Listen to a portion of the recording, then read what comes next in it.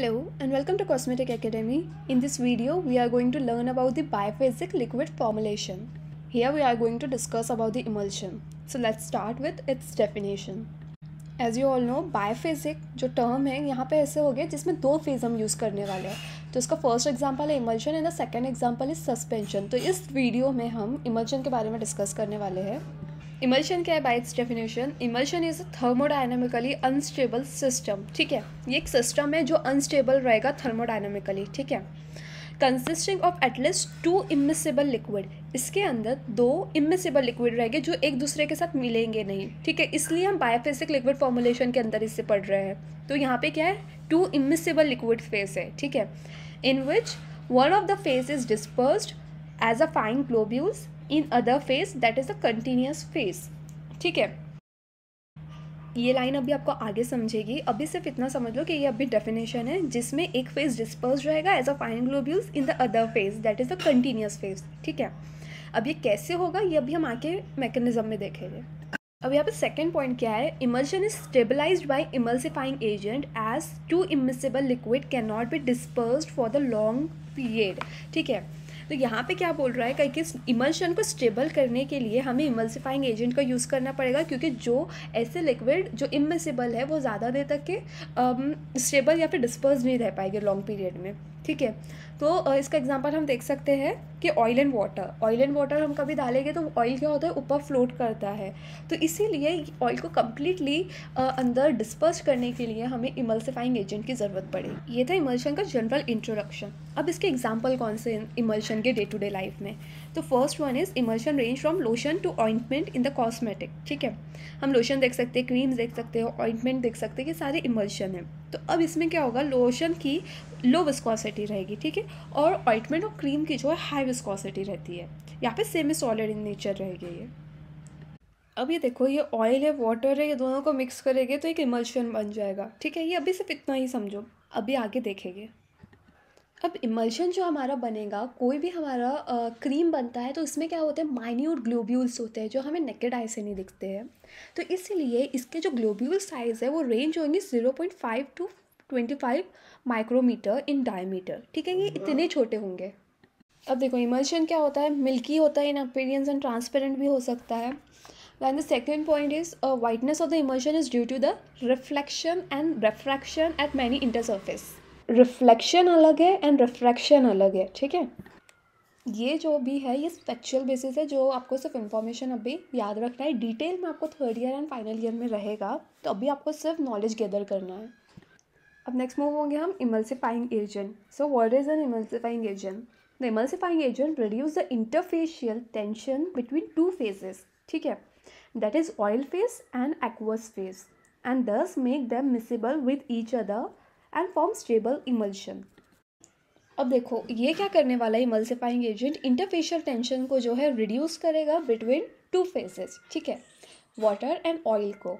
देखो, interfacial tension क्या होगा, यहाँ पे हमारे दो सेपरेट फेसेस है that is oil and water. तो ये क्या होगा, ये दोनों के बीच में जो सरफेस रहेगी वो रहेगी इंटर सरफेस.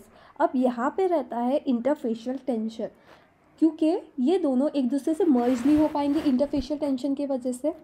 तो इसी की इनकी बाउंड्री को लूजन अप कर दिया जाता है इमल्सिफाइंग एजेंट को यूज़ करके. तो ये क्या हो गए, एक दूसरे में अच्छे से मर्ज हो पाएंगे. ठीक है, तो इसीलिए इमल्सिफाइंग एजेंट हम ऐड कर रहे हैं यहाँ पे.